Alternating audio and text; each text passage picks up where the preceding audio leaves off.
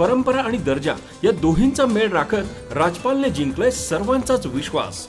म्हणूनच असंख्य कुटुंबांच्या बस्त्यांची परंपरा आजही राजपालमध्ये अविरत सुरू आहे।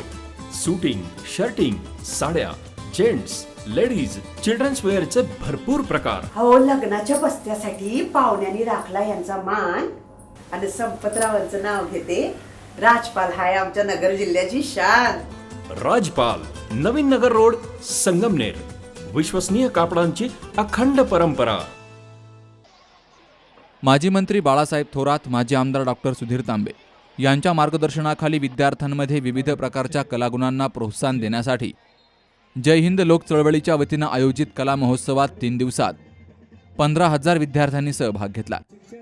तर काल 7,200 विद्यार्थ्यांनी एक तालामध्ये देशभक्तीपर गीतं गाऊन परिसर दुमदुमून टाकला।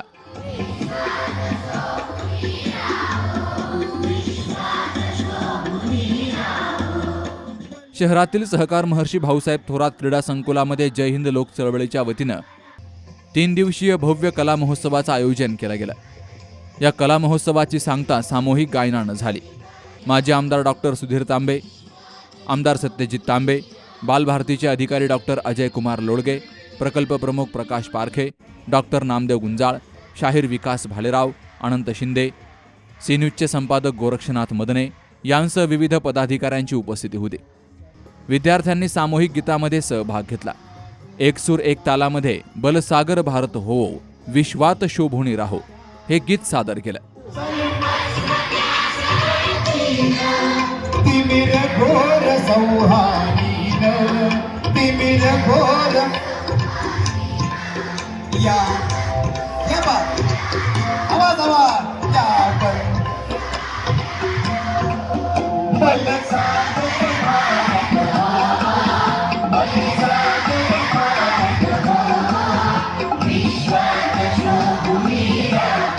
त्यानंतर सर्व विद्यार्थी, शिक्षक यांनी मिळून केलेल्या झुंबा डान्सनं धमाल केली। यात माजी आमदार डॉक्टर सुधीर तांबे यांनीही सहभाग घेतला। निरोगी निकोप समाज निर्मितीसाठी जय हिंद लोक चळवळीच्या माध्यमातून काम होत असल्याची माहिती माजी आमदार डॉक्टर सुधीर तांबे यांनी दिली। तर बालभारतीचे प्रमुख अजय कुमार कोळगे यांनी विद्यार्थ्यांना या लोककलेचा भविष्यात फायदा होईल असं सांगितलंय। हा महोत्सव म्हणजे विद्यार्थी आणि पालकांसाठी खऱ्या अर्थानं आनंद महोत्सव ठरलाय असं आमदार सत्यजित तांबे यांनी म्हटलंय।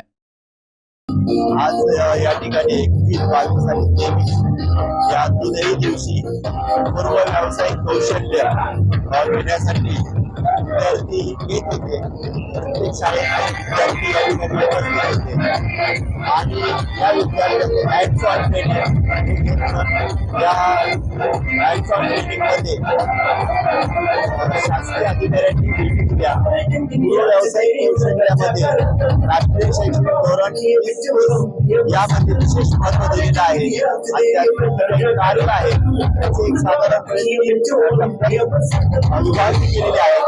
त्यापैकी एक आहे सजीव आधारित कार्य, दुसरं आहे साहित्य यंत्राद्वारे कार्य आणि तिसरं आहे मानवी सेवामधील कार्य। यामध्ये बाळानिरोगी शिक्षण आणि विद्यार्थी या ठिकाणी आलेले होते। विद्यार्थ्यांचा प्रतिसाद अतिशय वेगळा होता। जय हिंद चळवळीने हा उपक्रम घेतला त्याबद्दल मी त्यांचे आभार मानतो। त्या विद्यार्थ्यांनी यामध्ये सहभाग घेतला त्यांचं अभिनंदन करतो।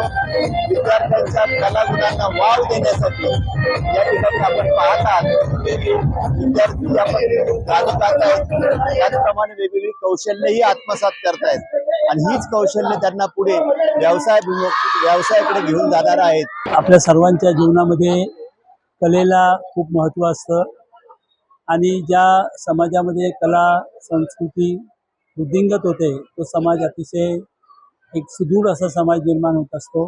आणि म्हणून आम्ही लहान मुलांसाठी ते 3 दिवस कला महोत्सव आयोजित केलं। त्यामध्ये मुलांनी मातीकाम केलं, रंगकाम केलं, कागदाची कामं केली, काही रोबोटिक्सची कामं केली, खूप वेगवेगळ्या पपेट, नारळाच्या करवंड्यापासून विविध वस्तू बनवणं, इतक्या असंख्य प्रकार मुलं शिकले आणि खूप आनंद मुलांनी घेतला।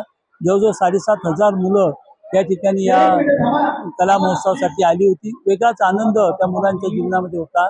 त्याच्यातून काही क्षेत्रामध्ये ज्या मुलांना जास्त आवड आहे किंवा जास्त कलागुण आहेत त्यांना आम्ही पुढच्याही काळामध्ये मार्गदर्शन करण्याचा आमचा प्रयत्न राहणार की जेणेकरून त्यांची ती कला वृद्धिंगत व्हावी.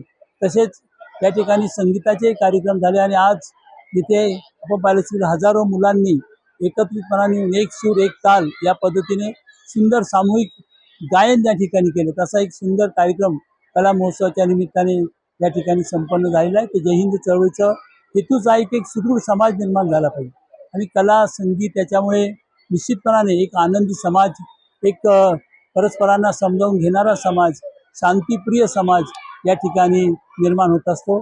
त्यासाठी जय हिंद लोक चळवळ यांनी हा उपक्रम हाती घेतला होता. जय हिंद लोक चळवळ तर्फे 21, 22, 23 डिसेंबर रोजी संगमनेर तालुक्यातल्या सगळ्या या बाल मित्र मैत्रिणींचा बाल महोत्सव, कला महोत्सव या ठिकाणी आयोजित करण्यात आला होता. सहकार महर्षी भाऊसाहेब संतोजी थोरात क्रीडा संकुलमध्ये अतिशय यशस्वीपणे हा पार पडला. आपण सगळ्यांनी पाहिलं असेल 10,000 पेक्षा जास्त मुला मुलींनी याच्यामध्ये सहभागी झाले आणि वेगवेगळ्या पद्धतीचे कार्यक्रम या ठिकाणी आयोजित करण्यात आले होते. त्याबद्दल मी जय हिंद लोक चळवळच्या सगळ्या संयोजकांचे आभार मानतो.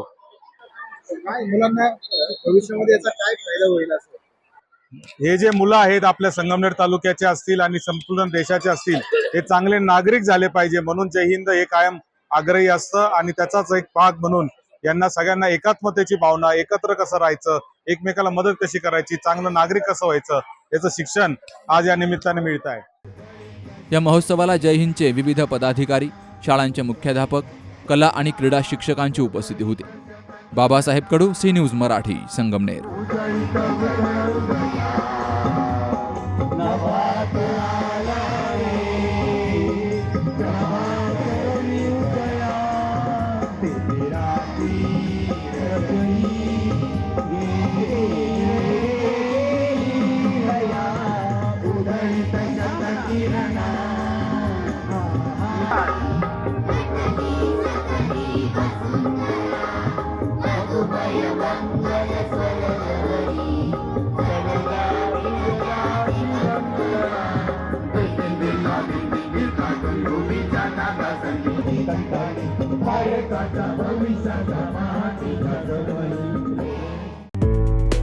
डॉक्टर पावसे अर्धांगवायू पुनर्वसन आणि निसर्गोपचार केंद्र.